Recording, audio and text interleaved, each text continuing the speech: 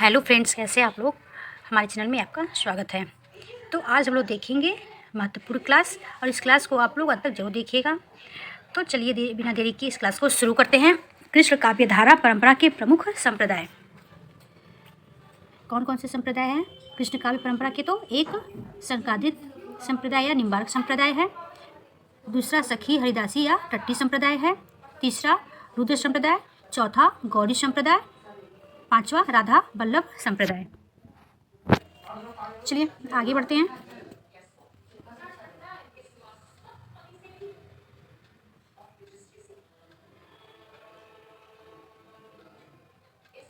तो सबसे पहले हम देखेंगे संकादित संप्रदाय व निम्बार्क संप्रदाय। निम्बार्क को भगवान सूर्य का अवतार तथा कृष्ण के सुदर्शन का अवतार माना जाता है। इन्हें सुदर्शन भी कहा जाता है। भक्ति के लिए विष्णु के स्थान पर कृष्ण के सगुण रूप का सर्वप्रथम प्रतिपादन निम्बार्काचार्य ने किया था। विष्णु के स्थान पर कृष्ण के सगुण रूप का सर्वप्रथम प्रतिपादन किसने किया था? तो निम्बार्काचार्य ने। द्वैताद्वैतवाद को प्राचीन भेदाभेदवाद का नवीन रूप माना जाता है।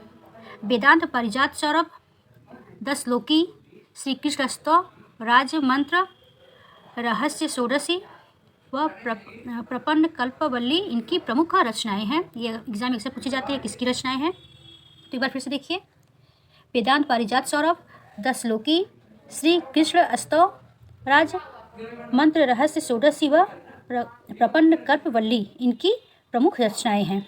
अब देखते हैं निम्बार्क के शिष्य कौन कौन हैं। श्री निवासाचार्य, वेदांत और कौस्तुभ इनकी रचना है।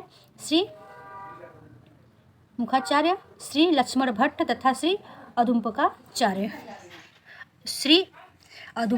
इनके महत्वपूर्ण शिष्य हैं।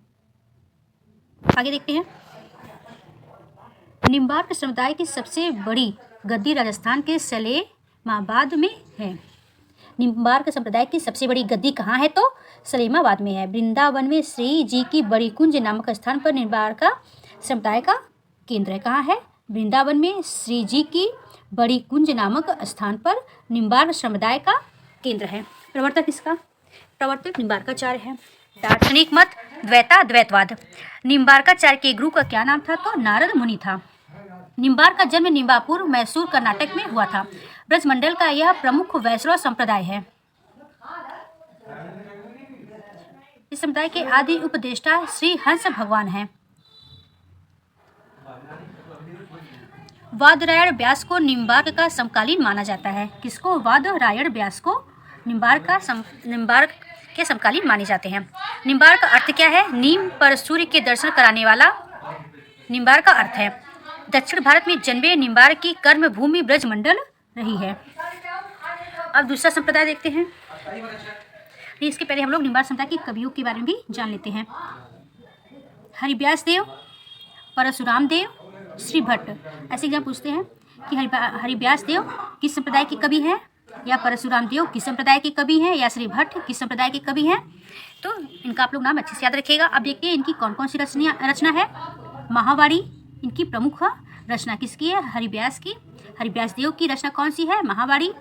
परशुराम देव की परशुराम सागर इनकी महत्वपूर्ण रचना है। श्री भट्ट की कौन कौन सी रचना है? युगल शतक, आदिवाणी इनकी महत्वपूर्ण रचना है। आगे देखते हैं। अब देखते हैं हम लोग वल्लभ संप्रदाय व वल्लभाचार्य संप्रदाय को।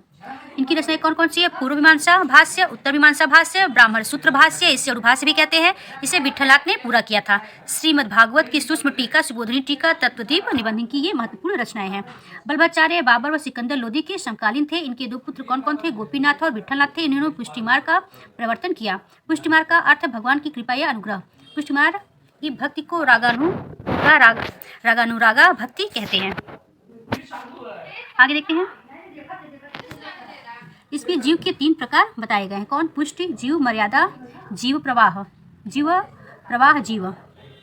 इन्होंने ब्रह्मा के दोनों रूपों सगुण और निगुण को स्वीकार किया है। किसने ब्रह्मा के दोनों रूपों को स्वीकार किया है? तो वल्लभ संप्रदाय ने। शुद्धाद्वैतवाद का प्रधान ग्रंथ कौन सा है? तो अणुभाष्य है। शुद्धाद्वैतवाद को अविकृत परिमाणवाद भी कहते हैं। शुद्धाद्वैतवाद को क्या कहते हैं? अविकृत परिणामवाद भी कहते हैं। इसको आप लोग अच्छे से याद करिएगा कि शुद्धवाद को क्या कहा जाता है। अविकृत परिमाणवाद भी कहते हैं। बल्लभ संप्रदाय के अष्टयाम सेवा, मंगलाचरण, श्रृंगार, ग्वाल, राजयोग, उत्थापन, भोग, संध्या, आरती तथा शयन। बल्लभाचार्य के कुल शिष्य कितने थे? 84 था। विठ्ठलनाथ के 252 शिष्य माने गए हैं। आगे बढ़ते हैं।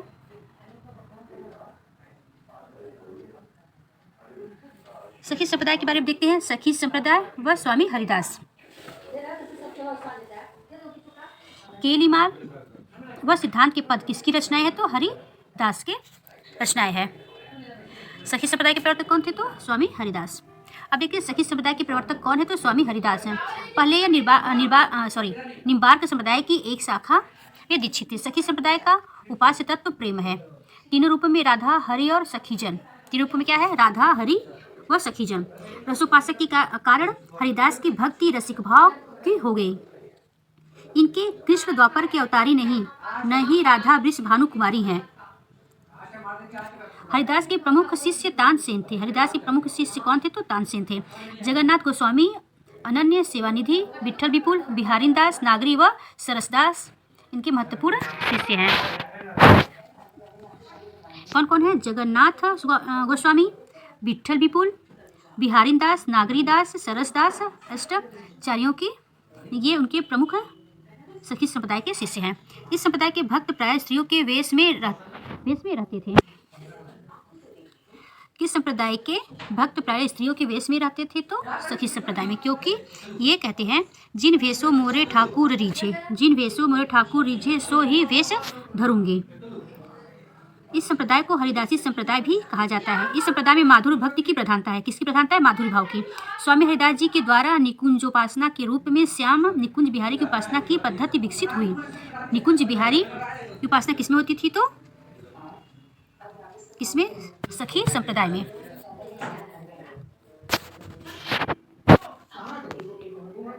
इस संप्रदाय के भक्त स्त्रियों की तरह 16 श्रृंगार करते तथा रजस्वला का भी पालन करते थे। अब देखते हैं कृष्णदास पालीवाल के अनुसार इन्होंने क्या कहा है? राधा बल्लभ संप्रदाय में सखी भाव की प्रधानता। स्वामी हरिदास ने सखी संप्रदाय में शुद्ध सखी भाव की प्रधानता रूप में उपासना की। यह धारा भ्रामक है कि सखी संप्रदाय का जन्म राधा बल्लभ संप्रदाय से हुआ है। अब देखते हैं गौड़ी संप्रदाय की कवि व रचनाएं। कवि देखते हैं राम राय। इनकी रचनाएं कौन सी? आदिवाड़ी, गीत गोविंद भाषा, सूरदास मनमोहन सुहृदय बानी में संकलित है। गदाधर भट्ट, फुटकर पद, चंद्रगोपाल, चंद्र 84, अष्टयाम सेवासुध, गौरांग, अष्टयाम, ऋतुविहार व राधा विरह। माधवाचार्य का कौन सा है? केली माधुरी, बंसीवट, माधुरी, वृंदावन और माधुरी। आगे देखते हैं। गौड़ी संप्रदाय के प्रवर्तक चैतन्य महाप्रभु हैं। चैतन्य के बचपन का नाम निमाइया, विश्वम्भर, गौरांग व गौरा मिलता है।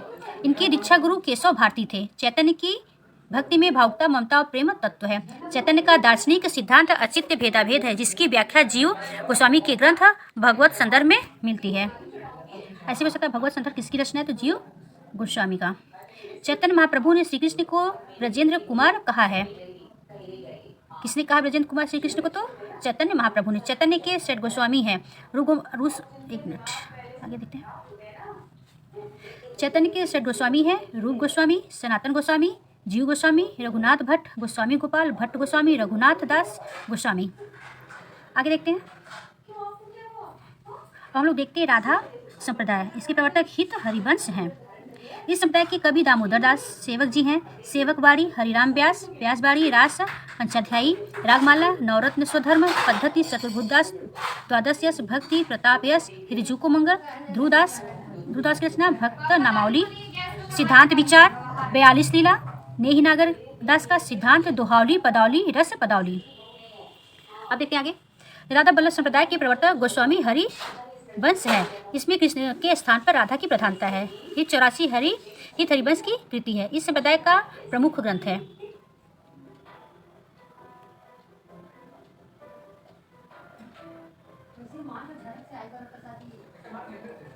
इसमें उपासना का आधार रस है, इसे रसोपासना कहा जाता है। हरिराम व्यास ने हित हरिवंश की मृत्यु पर लिखा है, बड़ो अभागा अनन्य सभा को उठ गया ठाठ श्रृंगार। किसकी मृत्यु पर लिखा था? तो हरिराम व्यास ने हित हरिवंश की मृत्यु पर लिखा था।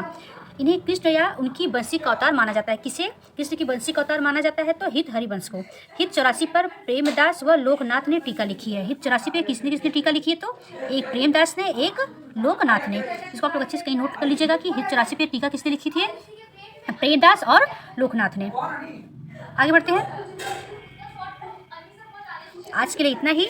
आज कृष्ण काव्य हम लोगों ने पढ़ के समाप्त कर लिया है। अब इसके बाद जो भी क्लास होगी राम काव्य धारा पर होगी। अगर मेरी क्लास अच्छी लगे तो लाइक और सब्सक्राइब जरूर करिएगा। तब तक के लिए नमस्कार।